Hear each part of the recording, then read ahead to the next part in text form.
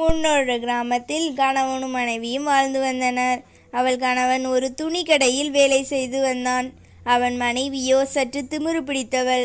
கணவன் எது சொன்னாலும் அதற்கு மறுப்பு கூறுவதே அவள் வழக்கம். அவனும் மனைவிக்கு பயந்து பதில் எதுவும் சொல்லாமல் மௌனமாகவே இருந்து விடுவான். இந்நிலையில் சில நாட்கள் ஓடின.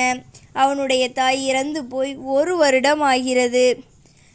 அவன் அந்த நினைவு நாளை முன்னிட்டு நெருங்கிய உறவினர்களை அழைத்து வந்து உணவளிப்பது அவர்களுடைய சமூக வழக்கம். அதைப்போல் தனது தாயின் நினைவு நாளிலும் உறவினர்களை அழைத்து வந்து உணவளிக்க வேண்டும் என்பது அவனது விருப்பம். ஆனால் மனைவியிடம் அதை சொன்னால் அவள் கண்டிப்பாக மறுத்து விடுவாளே என்று வருத்தப்பட்டு கொண்டே கடையிலிருந்து வீட்டுக்கு வந்து கொண்டிருந்தான். வரும் வழியில் அவன் ஒரு முனிவரை சந்தித்தான்.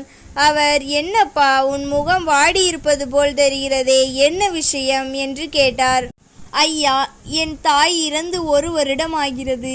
என் தாயின் நினைவு நாளுக்கு உறவினர்களை எல்லாம் அழைத்து வந்து உணவளிக்க வேண்டும் என்று சொன்னால் என் மனைவி அதை செய்ய மறுத்து விடுவாளே என்ற கவலைதான் எனக்கு" என்று முனிவரிடம் அவன் கூறினான். "இதற்காக ஏன் கவலைப்படுகிறாய்? நான் சொல்லுகிறபடி உன் மனைவியிடம் சொல்லு.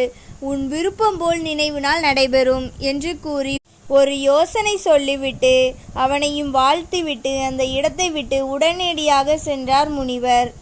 அவன் மன ஆறுதலோடு வீட்டுக்கு வந்தான்.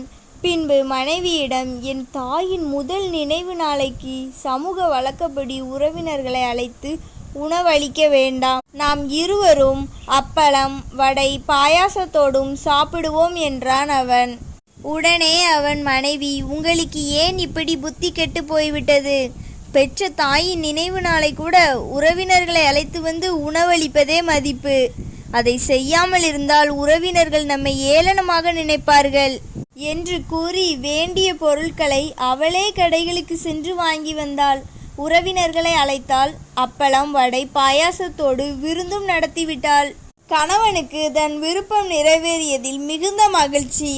அதன் பின் அவன் எந்த காரியம் நடைபெற வேண்டும் என்று நினைக்கிறானோ அதை வேண்டாம் என்று எதிர்ப்பதமாகவே கூறினான். ஆனால் அவள் அதை நிறைவேற்றி விடுவாள். முனிவர் சொல்லிக் கொடுத்த யோசனை இதுதான்.